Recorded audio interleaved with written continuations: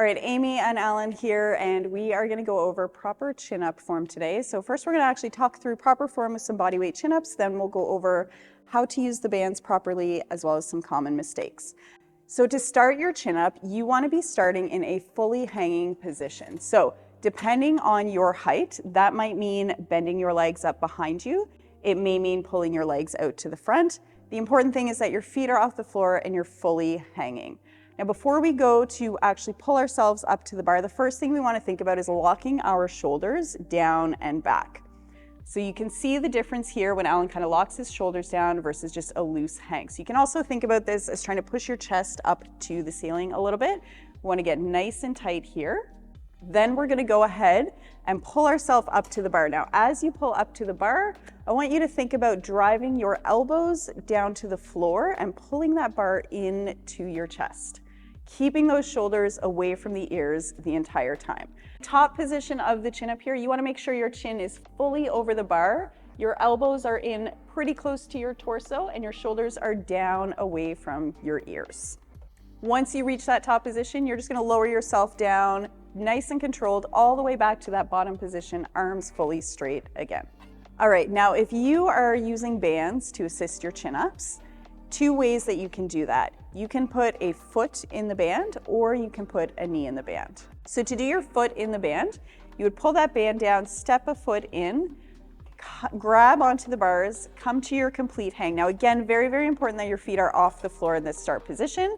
So you want to pull your feet out to the front a little bit just to fully clear the floor. Now, if you are too tall in this position and you cannot get your feet off the floor, what you're going to do in that case is put a knee in the band. So same thing, you're going to stretch that band down, stick a knee in, and then come to that full hang, bending those feet up behind you.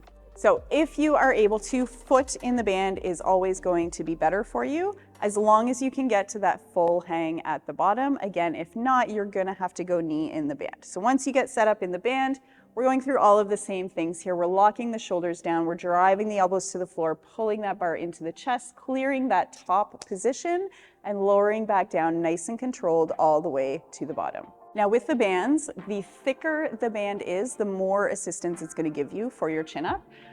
Doesn't necessarily mean certain colors or certain sizes, because some of our bands are different brands, but just look at the actual thickness of the band.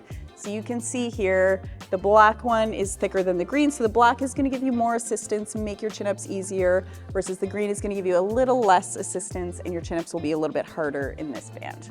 So you should really choose a band that is going to allow you to get somewhere in the range of 5 to 8 full range of motion chin-ups. So now we're going to talk about a couple of common mistakes that we see with chin-ups. So mistake number one is letting those shoulders kind of hunch up and our traps take over. So as you can see here, Alan's really, really hunchy, probably not super comfortable on the neck there. So I want you to really remember to keep those shoulders locked down. Think about driving your elbows to the floor will help keep your shoulders in the right position. And another cue that you can kind of use to think about is pretend that you are trying to juice oranges in your armpits as you are pulling. Again, that's just going to help lock those shoulders down and keep you in the best position. All right, mistake number two is not fully clearing that top position. So pulling yourself kind of up and just like reaching up and over and just kind of not fully locking in that top position. So just remember, at the top, you want to pull up, you want to have that bar in as close to your chest as you can, and your elbows should be very, very close to your torso here, as opposed to being way out in front of your body. All right, and the other common mistake that we see with chin-ups is not fully extending at the bottom. So you pull up, you get a really nice top position, but then you come down and your elbows are still kind of bent there. So really, really important to really make sure that you get to that bottom position and that you're working that full range of motion. I know that it can be tempting to cut that range of motion a little bit short so that you can get more reps, but remember that you are never actually going to get stronger at a full range of motion chin-up if you are not working that full range of motion. So be sure to choose your band accordingly so that you can come to a full hang and pull yourself all the way to that top position.